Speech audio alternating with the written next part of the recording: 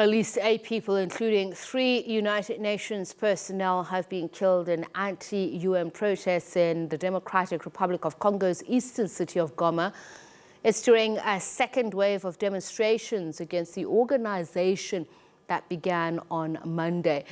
The South Africa mission to the United Nations has confirmed that none of its SANDF peacekeepers are among the casualties. Reports from the region also provide eyewitness accounts of UN peacekeepers shooting dead 2 protesters as they threw rocks while vandalizing and setting fire to UN buildings.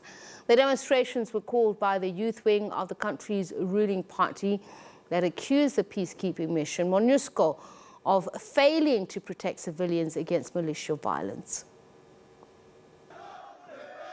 Hundreds of protesters scaled the perimeter wall, smashed windows and looted valuables, while helicopters airlifted UN staff from the premises and security forces fired tear gas in a bid to disperse them.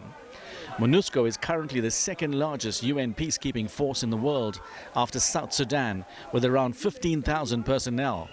But despite its size, longevity and expanse, it's come under fierce criticism for failing to keep the peace. They are tear-gassing us because we came to say that MONUSCO does not help us. They've been in Congo for 22 years and nothing works. We came to demand our rights, but they shoot us with tear gas. We have our own police that will look after our security. We don't want anything to do with MONUSCO. Government has condemned the attacks on UN personnel and premises. You see, this is the international community. These are people that the government has asked to come here. It is true that it is you who vote, but the problem is that as the government had asked, as we had asked, that they come to help us, it is up to the government to make a decision. With more than 15,000 peacekeepers, MONUSCO remains the largest UN force globally. MONUSCO had been in eastern DR Congo for more than 2 decades, but the region remains insecure. Eastern DR Congo is home to more than 100 rebel groups, including M23, that has now captured areas dozens of kilometers from Goma. We speak now to Congolese social activist Espoir Ngalukiye, who is in Kinshasa in the Democratic Republic of Congo for more on this. A very good evening to you, and thank you so much for speaking to us. So earlier on we'd heard that 5 people have been killed. Now we understand the number's gone up to 8. Is this still the figure? And what about the number of those who've been wounded? Thank you so much. And for now, the number of people who are killed is something like 20 people. Including Goma, in the city of Goma, and in the city of Butembo, because all those people need just one thing. We need peace. We need security. And for us, we don't need to be protected by people who are not protecting us. I mean, MONUSCO. They are in our country with the mission to protect civilian Congolese. Did you say 20 people have been killed? Exactly, for now. In 2 days, in 2 cities, in the province of North Kivu, in the city of Goma, and in the city of Butembo. And those people were killed by MONUSCO and by our own force, by our army and our police. And we continue to say, even if this insecurity, even if they continue to kill us, we will continue to claim security, to claim peace. What is the situation as we speak? For now, the situation is tonight. The situation, people are calm, everyone returned at home. But tomorrow morning, people will continue the public demonstrations. And for us, we continue to call people to be peaceful, to be non-violent, and to continue the main fight. And the main fight is to claim security, peace, and the departure of the MONUSCO who are in our country without doing anything. They have a mission, they have logistics, they have money, they have people, but they are not doing their job that they are supposed to do, I mean, to protect civilians. And they are here just to count people who are killed. it's not their mission. Their mission is to protect. It's not to count people who are killed. We'll talk about what exactly you want out of MONUSCO in just a moment, but you mentioned several other cities where there has been unrest. We said it was just in Goma. What other places in the DRC, and is it just in the eastern part, that are experiencing unrest because of anti-UN demonstrations? You know, the majority of victims of the insecurity, they are in east part of the nation. Started since last year, and after we didn't stop, and now we continue the same fight in North Kivu, in the city of Goma and Butembo, and tomorrow we are calling people of other provinces to join us, and our friends, our brothers of South Kivu province, like the city of Uvira, they give us promise that they join us in the fight, and we are calling people around the country to do the same thing, to fight peacefully, to claim peace, to claim security, and to show the international community that what is happening now in DRC, it concerns everyone around the globe.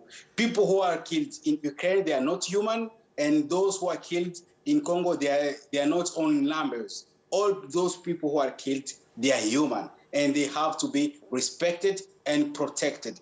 We know that the responsibility is for our government, for our country, and we don't need to be with a force that's like MONUSCO, and they are not doing their job to protect civilians. Give us a sense of the daily lives of people in these communities and what the interface with MONUSCO is.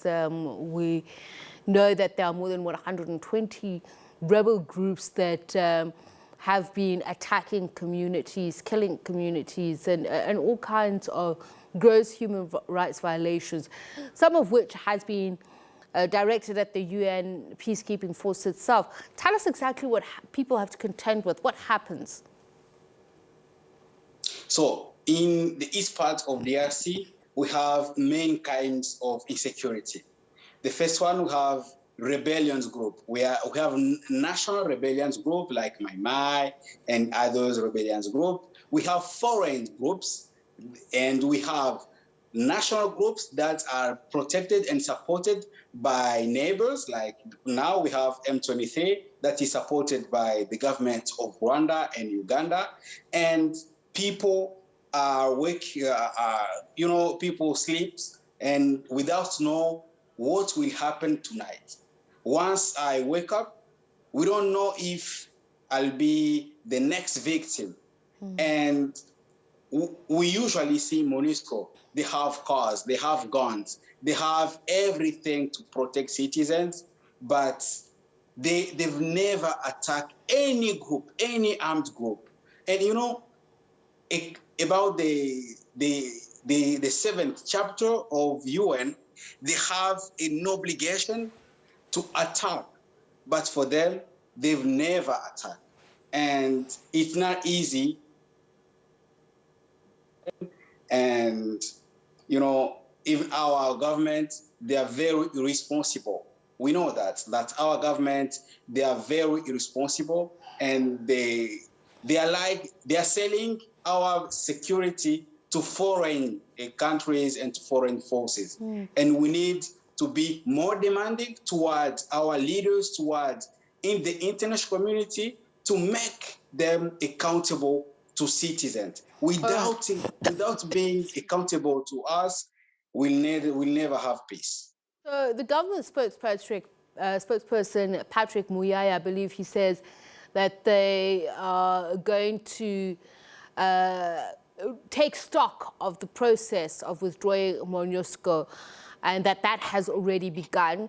Can you confirm that this is true? And as you mentioned, the issue of the mandate has been something that's been argued by some of the peacekeeping forces to say they are there to defend, protect. In some cases, they're not even allowed to fire at the aggressors, but you say this is not necessarily the case.